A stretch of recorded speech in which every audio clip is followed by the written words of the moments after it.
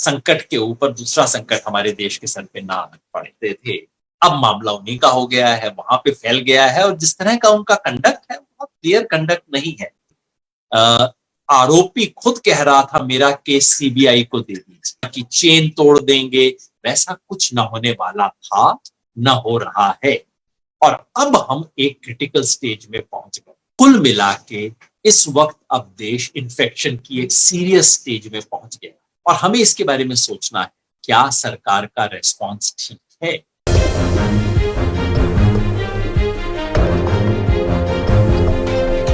नमस्कार, good afternoon.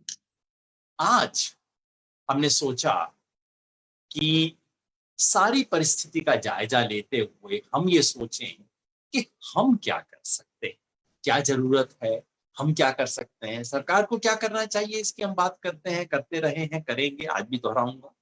लेकिन हम नागरिक के बतौर क्या कर सकते हैं?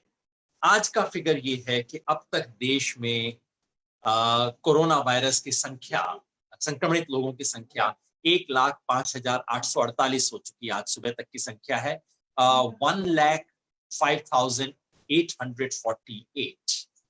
मामला सीरियस। पिछले 24 घंटों में कितने?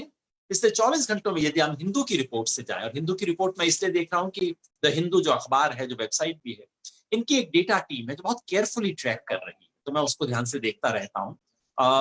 और वो स्टेट लेवल के डेटा को ले रहे हैं, सिर्फ शाम की आईसीएमआर की रिपोर्ट नहीं ले रहे, हर स्टेट की रिपोर्ट को देख के रिपोर्ट दे रहे हैं, तो उसको मैं देखता रहता हूं।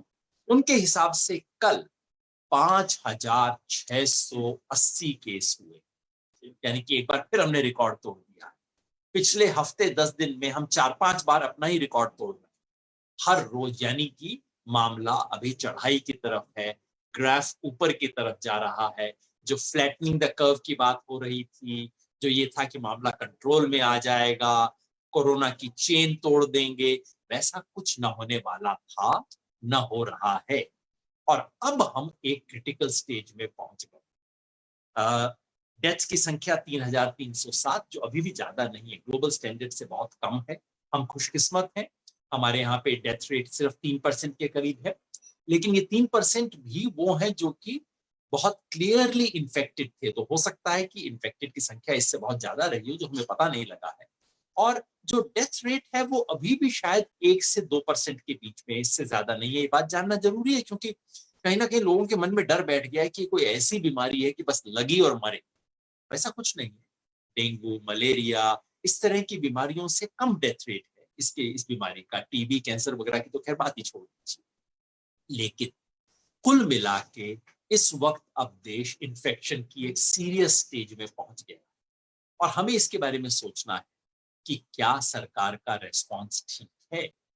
उस पे आऊं उससे पहले एक दो हल्की बड़ी कुछ और बातें हो रही हैं। एक तो खैर बहुत गंभीर चीज है, ये जो सुपर साइक्लोन अब आने वाला है उड़ीसा और बंगाल, अब उसे सुपर से एक नॉच घटा दिया गया है क्योंकि उनका मानना है कि कल थोड़ा सा कम खतरनाक हो गया, लेकिन अभी भी पिछले कई सालों में जैसे साइक्लोन आए हैं उनसे ज्यादा भारी चक्रवात है ये।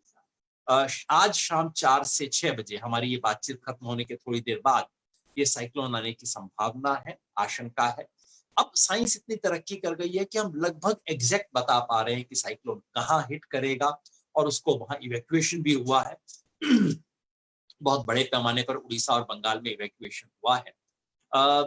कई हम नेगेटिव चीज कहते रहते हैं, देश में कई बुरी चीजें होती रहती हैं, इस बीच में एक अच्छी बात कहनी चाहिए। 1999 में उड़ीसा में 1999 में बहुत बड़ा साइक्लोन आया था, सुपर साइक्लोन, जिसमें 10,000 लोग से ज्यादा लोग मर गए। उसके बाद उड़ीसा ने तैयारी की और उड़ीसा इस तरह के साइक्लोन का मुकाबला करने के लिए आज पहले की तुलना में कहीं बेहतर इक्विप्ड। तो ये साइक्लोन उससे कम खतरनाक है और उड़ीसा की तैयारी बेहतर। बंगाल के बारे में मैं इतना कह नहीं सकता कितनी तैयारी है, किस इलाके में होगा। फिलहाल हम उम्मीद कर सकते हैं कि ये इस क्राइसिस के ऊपर एक दूसरा क्राइसिस लोगों के ऊपर ना आन पड़े और जितनी कम जान माल की हानि हो, क्योंकि एक बार साइक्लोन जिस वक्त आ रहा होता है उस वक्त आप कुछ नहीं कर सकते, इतनी ताकत है उसके अंदर।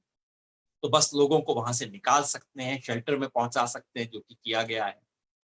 तो उम्मीद रखिए, दुआ कीजिए इसमें एक संकट के ऊपर दूसरा संकट हमारे देश के सर पे ना आ पड़े।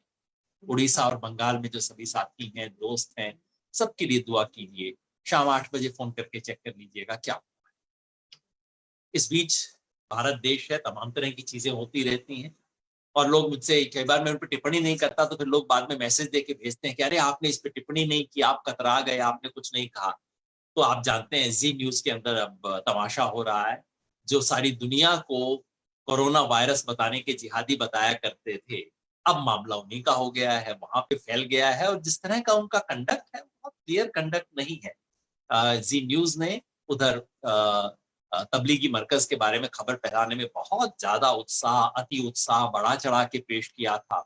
अब उनकी खबरों को कैसे पेश किया जाए, बढ़ा चढ़ा के नहीं करना चाहिए, ईमानदारी से करना चाहिए। एक अच्छी बात यह हुई कि सुप्रीम कोर्ट ने माननीय अर्णब गोस्वामी जी की जो अपील थी उसको खारिज कर दिया। पहली बार ऐसा था कि कोई आरोपी खुद कह रहा था मेरा केस सीबीआई को दे दीजिए और सरकार कह रही थी कि नहीं, सीबीआई को नहीं देना है।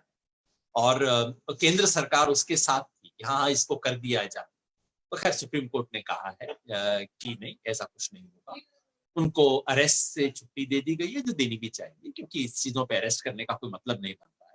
लेकिन केस चलेगा, जांच होगी, ये बेहतर फैसला है। उम्मीद है कि इसी तरह की निष्पक्षता, इसी तरह की हिम्मत जज सामान्य तौर पे दिखाई देंगे, क्योंकि अर्णब जी की पिटीशन को जिस जल्दबाजी में सुना गया, रात 8 बजे समय सीमा खत्म होने के बाद पिटीशन फाइल हुई, अगले दिन सुबह लग भी गई, वो देख के सारे देश को लग रहा था कि क्या भाई सुप्रीम कोर्ट के अंदर भी ये सब चलता है, धक्केशाही चलती है। कहीं ना कहीं उस धक्केशाही पे सीमा बन गई है। बहुत अच्छा।